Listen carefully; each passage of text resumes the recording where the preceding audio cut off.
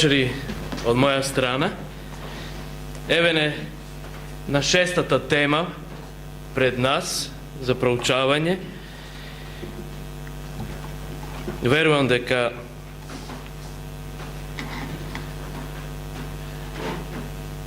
и ова вечер Господ ќе проговори до нашите срца и дека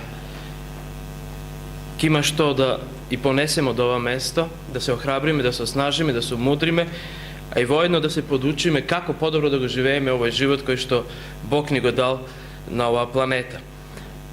Вчера вечерта зборувавме, ако се сеќавате, за што?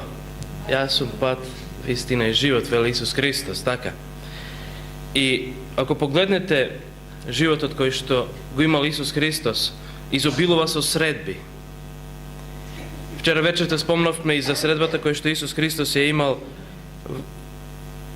во 13-та глава со своите ученици, кога е имал тој обред од вечера Господова, нели?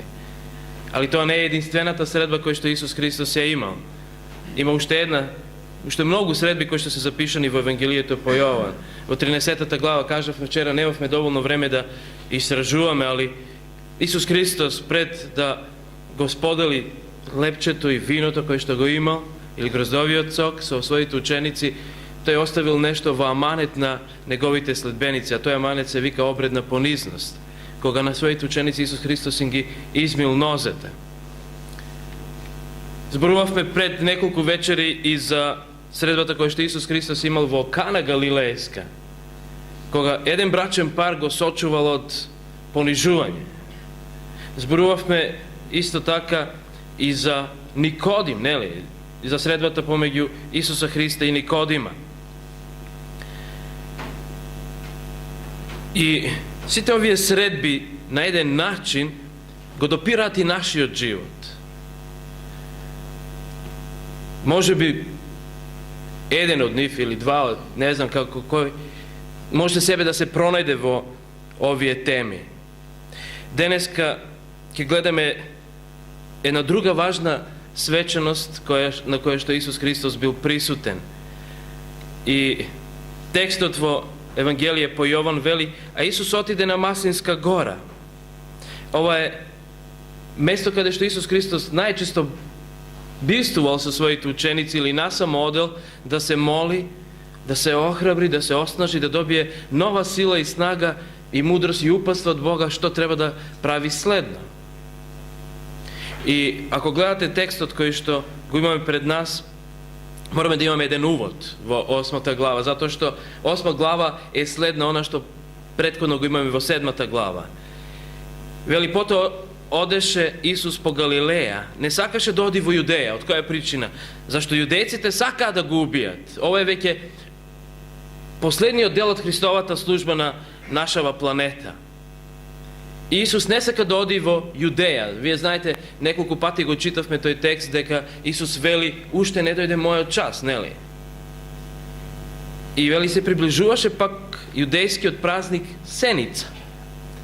И интересно е дека овој празник Сеница се празнувал полни 7 дена.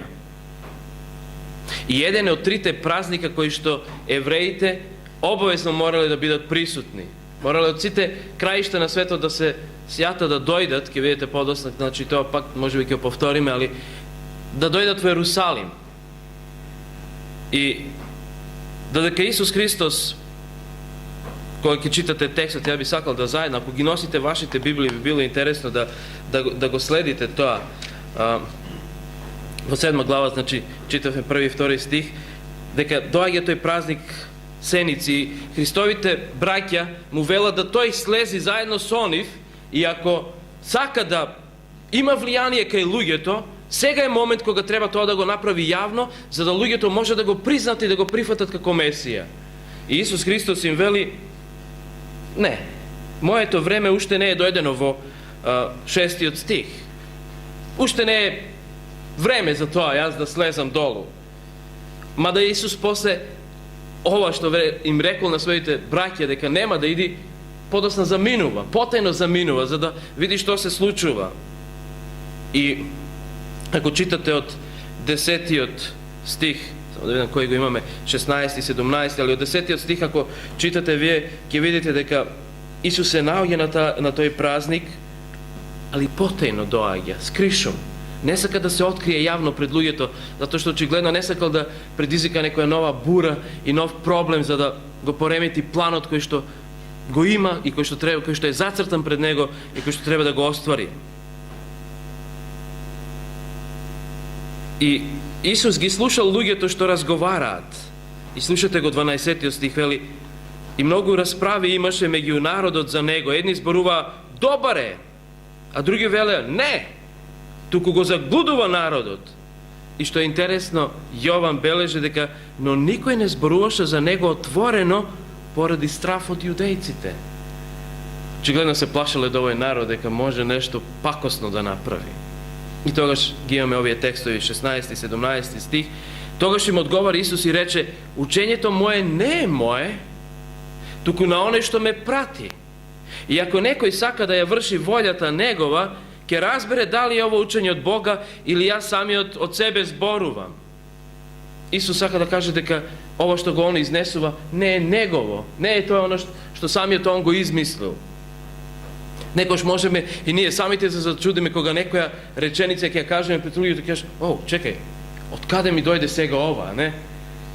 Али очигледно дека можеби во даден миг од нашиот живот сме дозволени на Бога да делува преку нас и излегло нешто што и самите нас не фасцинирало. Али Исуса Христа не можело ништо да го фасцинира затоа што тој често одел да се советува со својот Отец. И да она што ќе го изнесе има и тежина, и јачина, и се оно што е потребно за да се нахране на човечка душа. И во 19 стих вели: зар не ви ги даде Мојсей законот, но никој од вас не го исполнува законот, зашто сакате да ме убиете. Исус им вели: вие го имате законот, али очигледно не го творите, затоа што имате план, имате цел. Сте зацртале нешто во својата глава, а го имате законот, а не се придржувате до него. И 20 стих, каков е одговорот од нивната страна? Што велат тие? Народот одговори и рече: демонот е во тебе. Кој сака да те убие? Зарем ние сакаме да те убиеме? Не, грешиш ти. А тој не сакал јавно да излези токму таа причина за да не предизвика ваков револт кај луѓето. И ако читате понатаму ќе видите следна мисли кои што се појавуваат овде пред нас, дека има една особа која што слична на тома. Во 33 стих Исус му вели: уште малку време сум со вас, а потоа ќе отидам кај оној кој ме прати. Ќе ме барате и нема да ме најдете. И каде што ќе бидам јас, вие не ќе можете да дојдете. Се сеќавате дека и вчера вечер го читавме овој текст и Исус исто ова го кажува.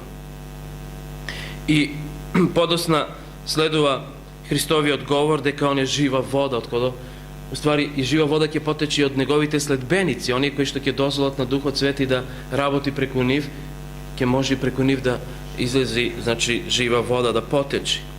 И тогаш доаѓаме до текстот кој што го имаме вечерва за проучавање. Празник Сеници. Во првиот стих, значи, кажавме дека овој празник се празнувал 7 дена. И она што е интересно, дека секој младич кога ќе наполнил 13 години, станувал полноправен член на заедницата и син на законот, бил обврзан да се појави на 3 верски празника. Кои се тие 3 верски празници? Пасха, Педесетница и Сениците. Тие се 3 празника на кои што евреите морале обавезно да се покажат. И не само што морале да се покажат, него тие доаѓале од сите краишта во Ерусалим. Сега може да замислите 7 дена. Претходно морате да патувате, да стасате да ги празнувате тие 7 дена. Колку ли траел годишен одмор кој што ги имале евреите? Додека да стасат, 7 дена тука да бидат и да се дружат, по патот се дружеле со луѓето, разговарале, размислувале, можеби и ги читале старите списи за Бога. Празникот Сеници. Зашто станува збор? Каков е овој празник? Овој празник е последен празник во годината. Отприлика, значи, можеме да кажеме, може би наше време, сега, октомври, ноември, да е период, кога сета летна берба веќе била собрана, маслинките биле обрани, драгоценото масло веќе било и складирано, исцедено, румените гроздови исто така било исцедени, складирани, и Божиот народ за сите тие благослови треба сега да му одаде чест и слава на Бога. И тој е овој празник. Има некои цркви кои што тој ден денес го празнуваат.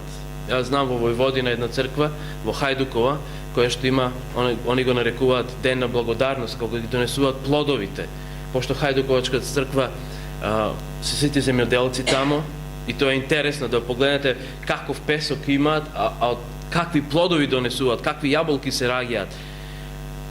Ќе донесат секакво грозје, ќе го постават, ќе аранжираат така прекрасно.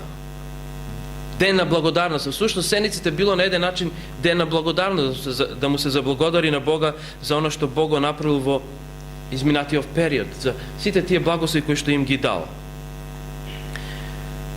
Зошто бил потребен овој празник?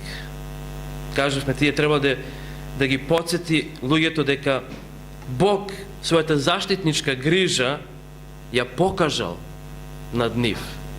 И не само што ја покажал својата заштитничка грижа, него ја покажал и љубовта, и милоста, а и благословот.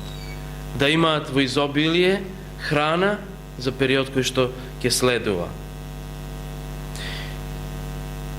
Во тоа време свештениците, одствари левитите, подредени од двете страни на белите мермерни скали, ги предводеле луѓето во песни, кои што тие ги повторувале зборовите.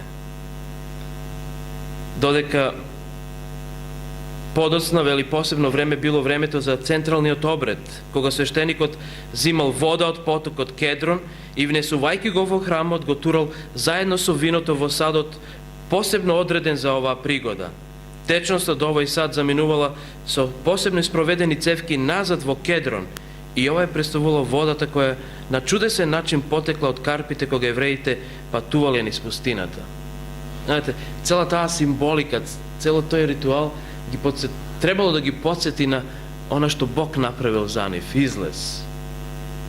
Египет, робството кое што го имале, животот кој што таму нивните предци го живееле, не било толку лесен, али и начинот на кој што Бог ги водел.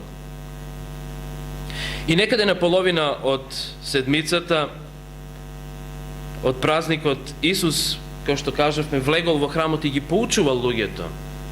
Во оно време водачите или луѓето кои што биле образувани, лидерите, книжевниците и фарисеите, би застанале и луѓето би се собирале околу нив и тие би ги подучавале. Исус Христос исто тоа го направил. Ако го погледнете, тоа е 7-то поглавие, токму оној од 37-миот стих. Исус ги подучува, ги упатува на една прекрасна проповед. Меѓутоа, секојаш постоеле и противници. Имало љубители кои што сакале да го слушаат Исуса Христа, имале фанови, како би денеска ние кажале, лајкувале на она што Исус би го кажал, али постоела и една друга групација која што биле луѓе што може би планирале како што поскоро Исуса Христа да го тргнат од сцената. И последниот ден од празник, кога луѓето веќе биле изморени од долгото празнување, од слушањето на сите тие теми кои што ги имале пред себе, Исус Христос им вели: кој е жеден, нека дојде да при мене и пие. Интересно е уште нешто, ако смеам да направам една мала дигресија. Прегаска кажавме дека Исус Христос во 19 стих им вели: вие го имате Мојсевиот закон, кој што вели дека не треба да убивате, а вие сакате мене да му убиете, и луѓето го нели нарекува дека е демон во него. И гледате што следува сега. Исус како да им пророкува нешто што следно ќе се случи. Во 8 глава, текстот кој што вечерва сакаме да му посветиме подлабоко внимание, во 2 стих вели: утре дента пак дојде во храмот и сиот народ доаѓаше кај него, а тој седна и ги поучуваше. Zašto Jovan го нагласува ова? Ние него може би означивме, али зашто вели седна? Затоа што личноста која што има авторитет, не е како денес учителите да стојат и да предават, него седеле. Тоа значило авторитет. Личност која што она што ќе го каже длабоко стои за тоа и вистина е што го кажува. Исус од таа причина и седнува пред луѓето.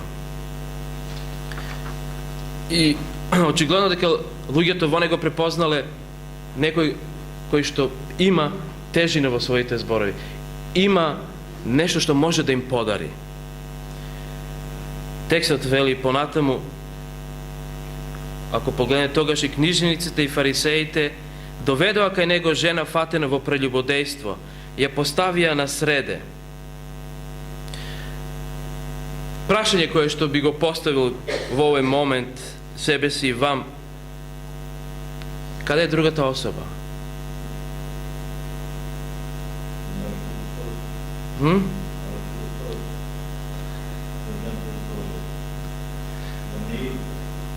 Интересно е дека Јован вели дека само една особа е доведена од страна на книжевниците и фарисеите. Значи, она не можела сама да направи акт кој што го направила, за кој што тие оптужуваат. Една мала дигресија за вториот стих. Кога Исус Христос седнал и почнал да го подучува народот, всушност, поука која што овде нам ни стои, дека Бог никогаш нема од нас да земе она што е добро. Она што е добро, Бог ќе ви помогне да го задржите. И замислете каков Бог ние имаме. Бог кој што сака да го земе она што е лошо. Ако лажам, ако крадам, ако варам, ако чинам прелюба, Бог сака тоа да го земе од мене. Али ако сум љубезен, ако сум милостив, Бог тоа го наградува и го благословува. Зарем не сакате на таков Бог да му служите? Бог кој што не ве казнува веднаш, еве ќе видиме и кроз овој пример кој што вечерва го имаме пред нас. Луѓето ја фатиле оваа жена во прелюбодејство. И текстот вели, ја поставија на среде. Во еврејскиот систем, значи, поротата била во круг. И овие луѓе кога доаѓале заедно со оваа жена, очигледно дека луѓето ги препознале по богатите одежди кои што ги носеле, им направиле пат, ја довеле жената, ја ставиле во средина пред Исуса Христа. И она што е уште посрамно, особа која што ќе се фати во прелюбодејство се донесувала малтене гола. Женските особи до половина, машките малтене цели. И ги донесуваат во средина, пред судијата. И сега замислете, дали овие луѓе воопшто ја заштитиле женава? Наместо да ја заштитат и да докажат дека е крива, значи се додека не се докаже дека е крива, ако се сеќавате на текстот кој што Никодим го кажа, зарем нашиот закон некого ќе осуди додека ние не видиме дали таа особа е крива за тоа. Тие ја доведуваат пред Исуса Христа и ја ставаат во средина и сега како порота околу него. И интересно е да како му се обраќаат на Исуса Христа. Вели во 4 стих, му рекоа: учителе. Со овој израз тие сакале да кажат: ти си сега судија. И сега ние од тебе очекуваме ти да донесеш суд за оваа особа. Али судијата во еврејскиот систем имал задача не да ја осуди особата, него да ја брани по секоја можна цена. И сега тие, пошто знаат дека Исуса го поставили на место на судија, значи да ја брани оваа особа, очигледно дека имале некоја задна цел. Не е оваа цел која што овде имаме. Оваа жена, како што вели текстот, сега е фатена во прелюбодејство. А Мојсей во законот ни заповеда таквите со камења да ги убиваме. Ти пак што велиш? Ако погледнете малце подобро во Мојсеевиот закон, ќе видите дека за ваков факт во Мојсиевиот закон воопшто не вели да се каменисува особата. Вели да се убие, али не вели со каков начин на смрт. Еве, ќе прочитам текстови кои што не упатуваат на тоа. 5 Мојсеева, 22 глава, 22 стих, вака ни вели: ако некој биде фатен да лежи со млада мажена жена, тогаш и обајцата да бидат предадени на смрт. Дали овде имаме каменисување? Не. И мажот кој лежал со жената и жената, така истребувајте го злото од Израел. Значи, и двете личности кои што се фатени во актот треба да бидат казнети со смрт. Али воопште не вели Мојсей каква смрт. Како можеле тогаш овие луѓе кои што велат дека го познаваат законот, да дојдат пред Исуса Христа и вели треба да се убие со камен? Гледате кој го носи каменот во рацете. Тие веќе биле спремни да ја убијат оваа жена. И покрај тоа што Мојсиевиот закон не вели дека треба да се убие со камен. Има уште еден текст во 3 Мојсеева, значи, ако има некој кој што ги бележи текстовите, 20 глава 10 стих, или Левитска книга 20 глава 10 стих. Исто така вели за особата која што ќе биде фатена во прелюба да биде убиена. Значи, смртна казна, али не вели каква смртна казна треба да биде. И тие се повикуваат на Божиот закон. А всушност, ако погледнете, Божиот закон не е закон кој што осудува, него е закон на љубов. Ако имате љубов кон Бога, вие нема да имате друг Бог. Ако имате љубов кон Бога, нема да имате идоли. Ако имате љубов кон Бога, вие нема да го зимате залуд името Господово. Ако имате љубов кон Бога, вие ќе го држите денот од одмор кој што Бог го посветил. Ако имате љубов кон Бога, вие ќе ги почитувате своите родители и да не редам понатаму. Гледате, Божиот закон не е закон кој што осудува, него е закон на љубов. И ако овие луѓе кои што дошли да ја осудат оваа жена и да ја казнат, како тогаш може да кажат дека треба да се убие оваа жена? Океј, Мојсей кажал за прелюба дека е смртна казна и следува смртна казна. Али Божиот закон е полн со љубов. И оно што Исус го прави е интересно, барем за мене, не знам колку за вас. Колку ќе погледнете во 6 стих,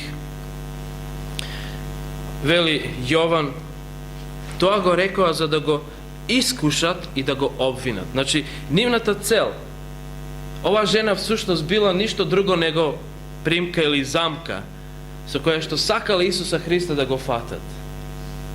Веќе долг период Исуса Христа го следеле шпиуни, FBI, CIA, CSI, не знам кој год шпиуни, кои што нон-стоп го следат и го пратат и поднесуваат извештаи за него.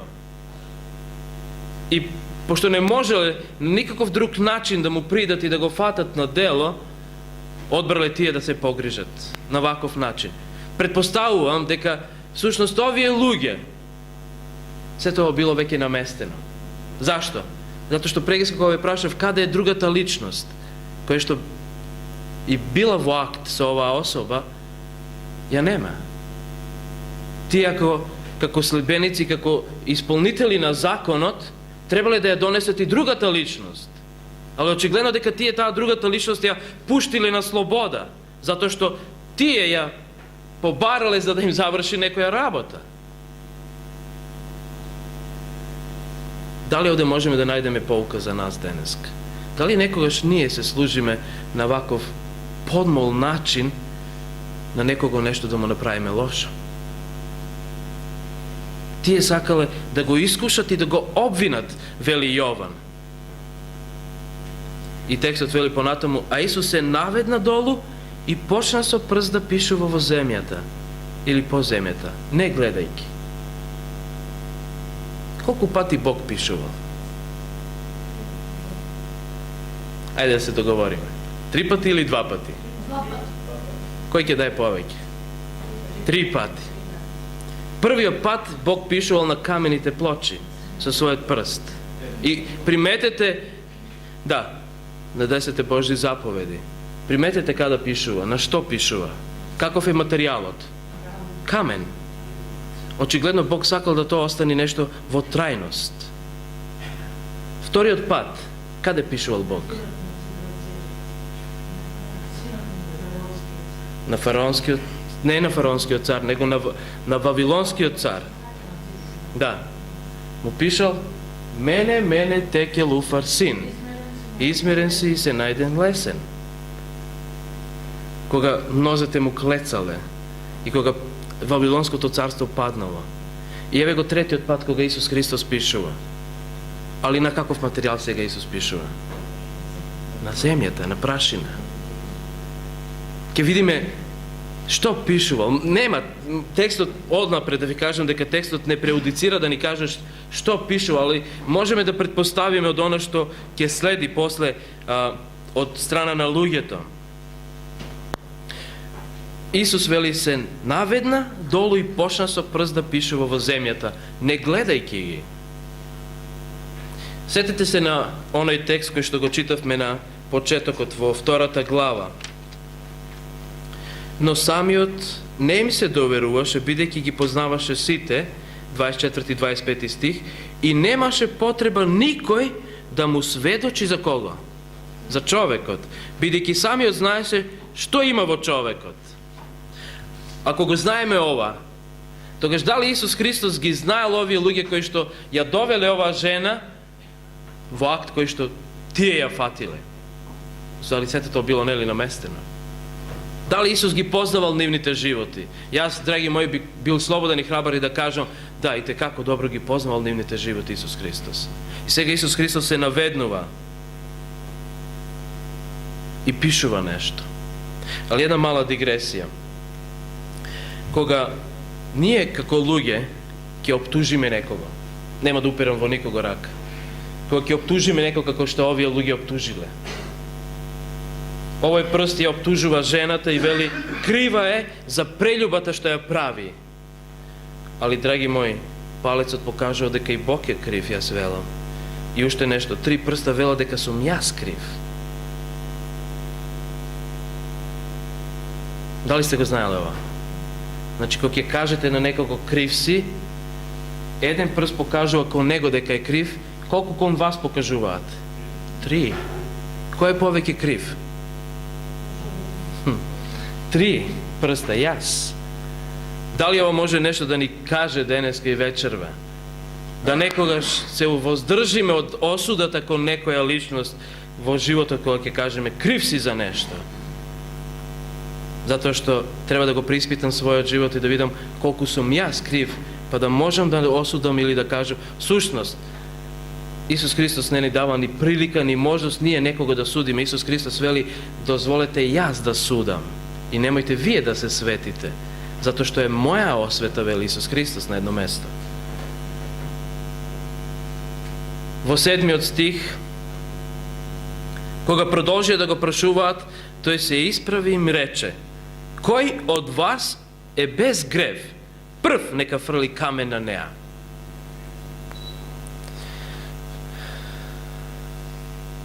Очигледно дека тие мислеле дека Исус се наведнал доле и пишувал по земјата, се надевале дека го фатиле веќе конечно. Исус останал без збор. Оваа замка е правата замка во која што, или примка, како го да ја наречете, од која што Исус Христос нема шанси да се излучи ова вечер. Али, и покрај тоа што тие сметале дека Исуса Христа го имаат во своји раце, мислеле дека затоа што Исус молчи, одава впечаток дека е немокен, Исус Христос вели, кога продолжија да го прашува, тие го терале колку год можеле од своја страна што побрзо да донесе одлука. И гледате одлуката која што Исус Христос се донесува. Се исправи и им рече: кој од вас е без грев? Очигледно во еврејскиот закон постоело нешто што ние денеска можеби не го знаеме. За да можеш некого да осудиш, можеш да бидиш чист. А овие луѓе очигледно не биле чисти. Затоа што, не знам, предпоставувам, може би Исус Христос пишувал на почеток, од прв пат кога пишувал во прашината доле, мене теке луфар син. И може би тоа ги подсетило на книгата на пророкот Даниел.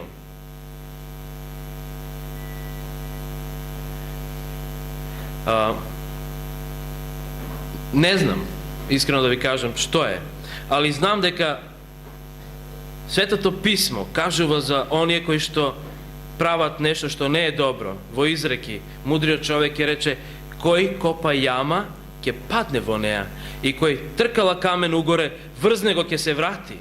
И не е ова единствена порака, која што Светото Писмо ни кажува дека оној кој што на некој друг му планира нешто лошо, може да се врати како бумеранг. Истиот човек, вели, кој ги упатува праведните кон патот на злото, а тоа го правеле токму овие луѓе, сам ќе падне во јамата своја, а непорочните ќе наследат добро. Проповедникот вели, кој копа јама, сам ќе падне во неја, и кој соборува ограда, змија ќе го касне. Може би овие изреки ги знаете како народни изреки, али гледате од каде влечат корен, од Библијата. Кој копа јама, сам ќе падне во неја. Псалмистот ќе рече, ете, кој кај безбожникот се повеќе неправда, па се зачна злоба, а тоа роди беззаконие, па се си копа и ископа јама и падна во јамата што ја направи. Дали сме сушност ние такви луѓе? Им планираме на други нешто, а ни се врати нам како бумеранг. Исус ги познал животите на овие луѓе. Многу добро. И во 8 стих, и пак се наведна долу и пишуваше по земјата. Некои духовни писатели велат дека Исус Христос сега ги пишувал нивните гревови. Ние не знаеме. Јован не ни дава детали за тоа што Исус Христос пишувал, али е веројатно дека од она што доле било пишувано на земјата од страна на Христовата рака, овие луѓе биле посрамени.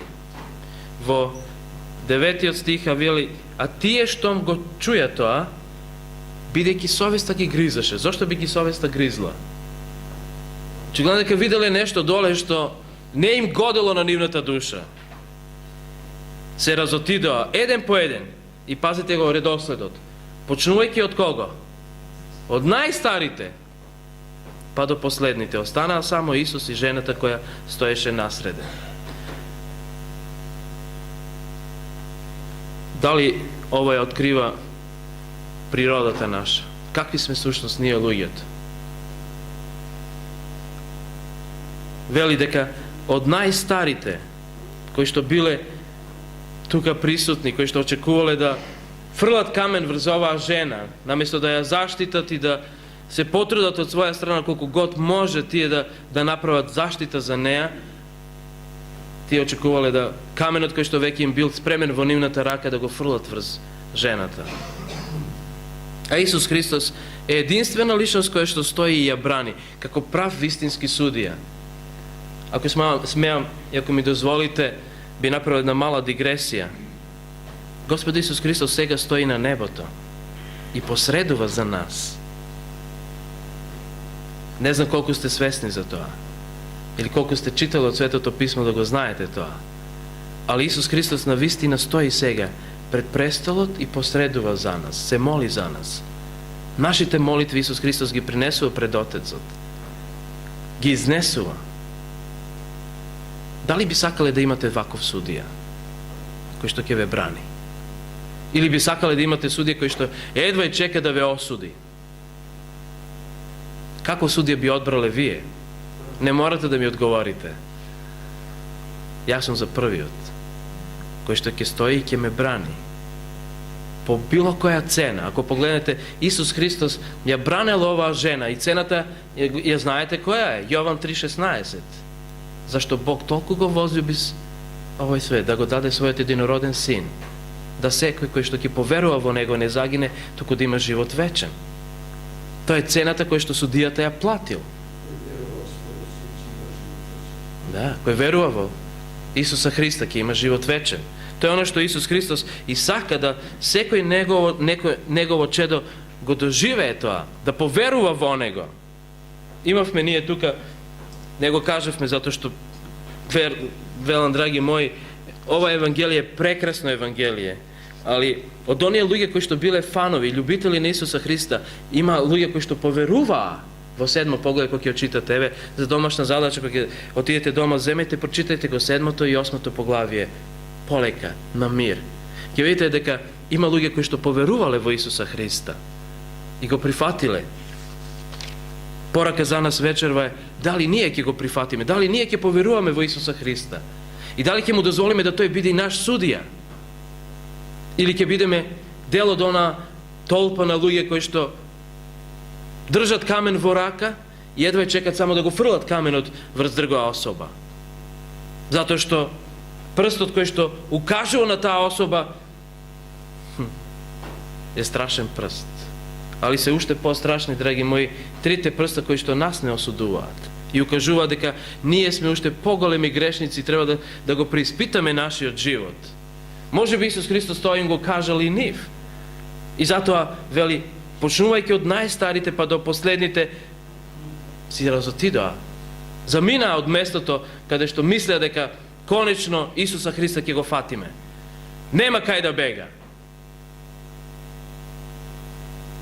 Али Исус Христос, исполнет со Божја љубов и милост, стои. Останаа само Исус и жената која стоеше насреде.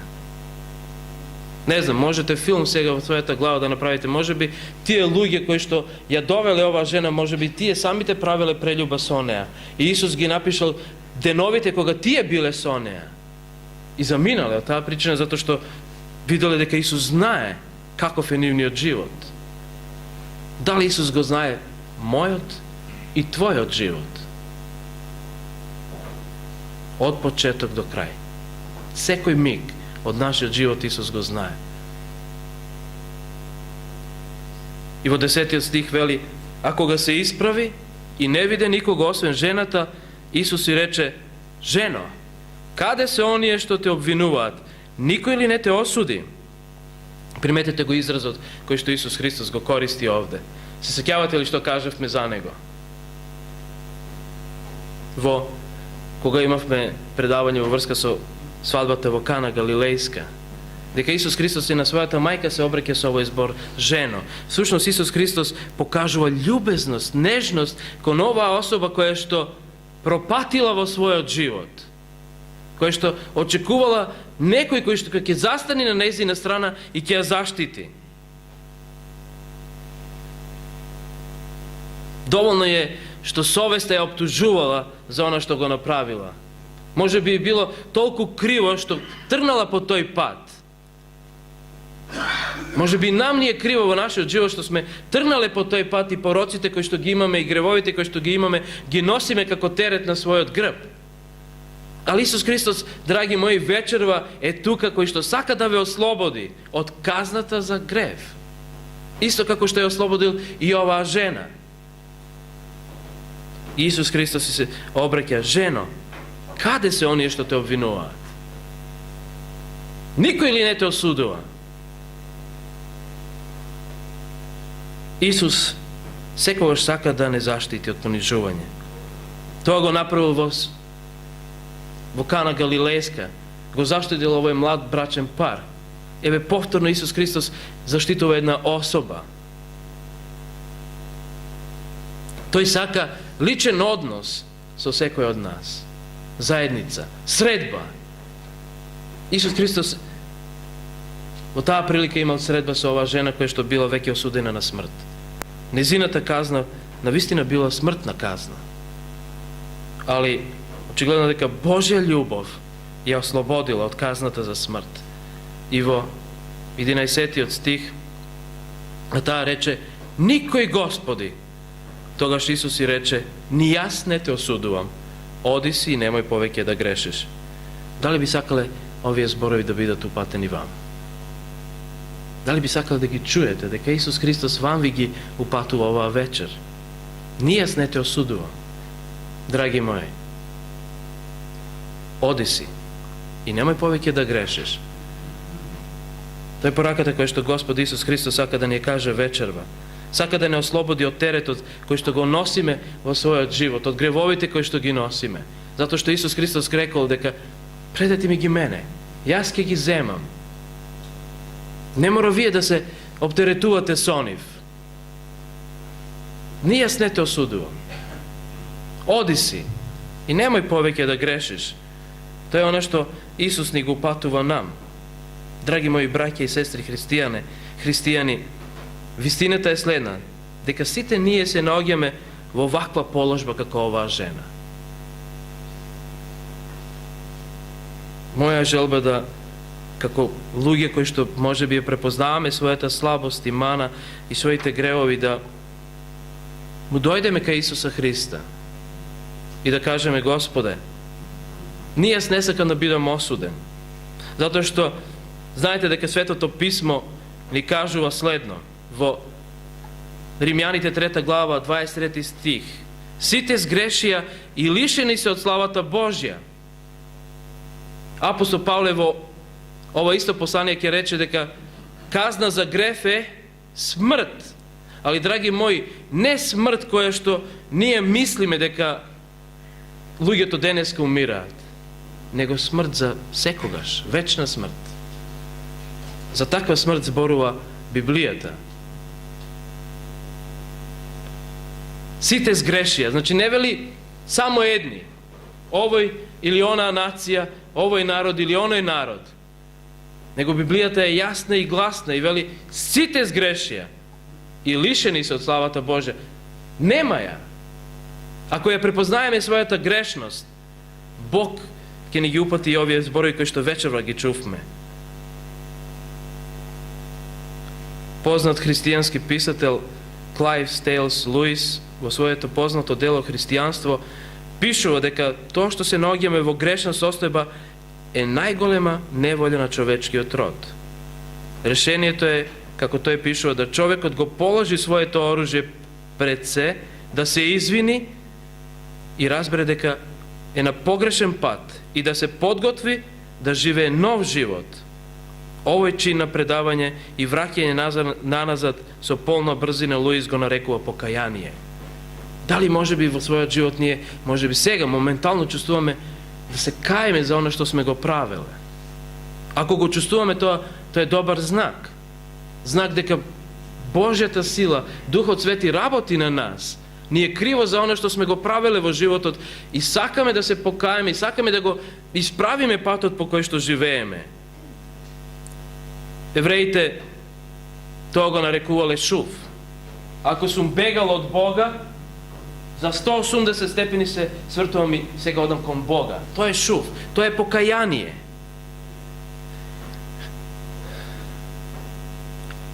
Ако човекот ќе се покае и кој ќе се сврти кон Бога, доаѓа еден чин кој што во сабота ќе го имаме овде. Јас ја користам ова прилика сите да ве повикам да дојдете и да го видите тој чин, а тој чин се веќе крштевање. Кога човекот јасно и гласно и јавно обзнанува пред целиот свемир, пред целата планета Земја дека се кае за својот живот кој што го водел порано и дека сака да своите гревови ги остави во водениот гроб. Јас би ве повикал да во сабота дојдете предплана и да го видите овој чин. Не да го гледате грешникот кој што се кае, него да го гледате чинот и да се радувате на тоа што една особа јавно, јасно и гласно застанува под Божиот барјак да се бори против гревот. А тоа е оно што Господ Исус Христос го очекува од секого од нас. Да застанеме под Неговиот барјак и да се бориме против злото. Не против телото, како што вели Светото Писмо, него против царството на темнината, против демоните, против ѓаволот кој што завладеел во луѓето. Јавна борба. На тоа и Бог не повикува. Покаяние. Тоа е враќање кон Бога. Затоа што давна некогаш сме заминале. Сме го напуштиле патот, оној пат по кој што Бог очекува секој од нас да оди.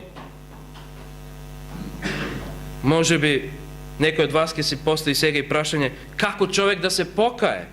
Што може да ме мотивира тоа да го направам? пошто очигледно дека луѓето тешко го менуваат својот живот. Не можеме ние самите да го промениме својот живот. Тоа мораме да бидеме свесни. Али Господ Исус Христос е тука кој што сака да ни помогне. Еден библиски стих во истата книга, во Римјаните 2 глава 4 стих, ни дава одговор на ова прашање: како можеме да се покаеме? Или пак го презираш богатството на Божјата благост, стрпливост и долготрпеливост, не разбирајќи дека што? Божјата благост или милост те води кон покаяние. Не е нешто што сум јас одлучил да се покајам, него Божјата милост, кога ќе дојдете до тој миг во својот живот кога ќе разберете дека и денеска што го живеев животот не е благодарение на мојата сила и снага која што имам, него е благодарение на Божјата милост. Затоа што по Божја милост јас денеска сум тука и стојам пред вас и зборувам. Тоа е оно што не доведува до овој чин, до овој момент кога човекот ќе се покае. Кога ќе каже дека: Господе, прости ми што те навредував циот свој живот до овој миг. Божјата добрина, Божјата кротост и трпение. Познавајќи се сами од себе си, апостол Павле во еден миг, и јас со него можам да кажам: помогни ми, Господе, затоа што сум најголем грешник на оваа планета. Кој ќе ме избави од ова тело гревно, исполнето со грев? Не можам ништо да направам за промена. Јас ништо. Али ти, Господе, можеш. Затоа што ти ме познаваш, ти си ме создал и ти знаеш како тоа и да го направиш во мене. Познавањето на вистината Исус Христос ќе рече: ќе ве избави, ќе ве ослободи. А верувам дека секој од нас сака да биде слободен. Евреите, кога Исус им го кажал ова, и му кажале: ние не сме робови, ние сме деца Аврамови. Како ти велиш дека ние сме робови? Али секој од нас, драги мои, робува на гревот. Се до оној миг додека не доживееме покаяние и опростување од Бога. Ако ќе го доживееме тоа во својот живот, тогаш ќе настапи оној чин, оној акт кој што во сабота ќе го видиме овде, крштевање. Затоа што човекот сака да она стара моја природа, грешна природа, остани таму некаде, да излези од мене. Господ да ме очисти, да го погребам тој стар човек, ѓурица кој што праве лоши работи. А водениот гроб е токму за тоа и подготвен. Тоа е оно што и Јован Крстител го проповедал. Подосна и Исус Христос го проповедал тоа. И апостолите го проповедале тоа. Тоа е оно што го проповеда и Јован. Можеме да го читаме во Откровение. За крај сакам да кажам еден вистинит настан, да ни помогне да подобро ја согледаме Божјата љубов, која што може да не мотивира на покаяние. Верувам дека знаете која риба е ова. Тоа се случило во топлото Карибско море. Татко со двајца своји синови, со едрилица, излегле на пучина, на ведро небо, мирна вода, имале се што им било потребно. Поминувале навистина убаво време. Се нашли на подраче во морето каде што имало морски пси, ајкули. Таткото веднаш ги предупредил своите синови да не се обидуваат да пливат и да се чуват да не би случајно паднале во морето. Како веќе неколку денови пловеле во тоа подраче и стално ги слушале татковите предупредувања, си помислеле дека опасноста и не е баш толку голема. И почнале пополека да ги занемаруваат татковите предупредувања. Еден ден, додека се играле на палубата, не внимавајќи на татковото предупредување, еден од младичите се слизнал и паѓајќи во водата во морето, го фатил својот брат за мајца и го повлекол и него. И двајцата паднале во вода. Таткото, кој инаку бил во подпалубието, ја слушнал буката надвор и истрчал на палубата. Гледајќи што се случува, веднаш ги повикал своите момчиња да се вратат на бродот. Ама момчињата биле безбрижни и полека се враќале кон бродот, не приметувајќи дека ги опколуваат морските пци. Срцето на таткото, можете да замислите, во еден миг застанало. Смирено им кажал: момци, гледам морски пси, брзо пливајте кон бродот.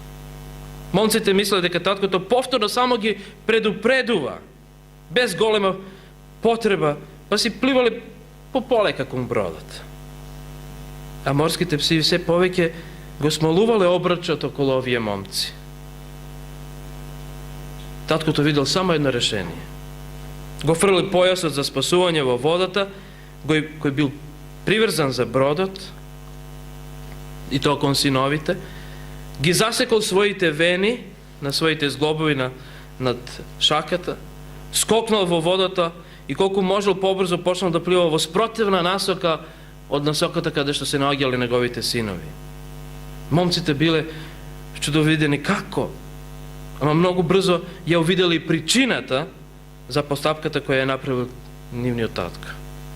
Недалеко од нив, водата околу нивниот татко почнала да се пени и застанувала се поцрвена. Таткото заминал во свесна смрт за да би ги заштитил своите синови. Единствено што можел да направи било токму тоа што го и направил. Се жртвувал за своите синови. Ја покажал својата љубов. Драги мои, дали ова го направил во еден даден миг од историјата на нашава планета и нашиот небесен татко? Го дал својот син, за да ние можеме да дојдеме кај него. И авторот кој што го забележал овој вистинит настан ги запишал и следните зборови: најдобро време да го послушате Божиот глас е тогаш кога ќе чуете дека Бог ве повикува. Најдобро време да ја извршите Божјата волја е кога знаете или дознаете што е Божја волја. Ние вечерва и за овие вечери дознавме до некаде што е Божја волја. Верувам дека ги имате светите писма во своите домови. Овде може да ја дознаете Божјата волја. И јас ве повикувам да ги истражувате светите списи, за да можете да дознаете што Бог сака со вас и во вашиот живот. Јас би ве повикал да станеме и да упатиме молитва.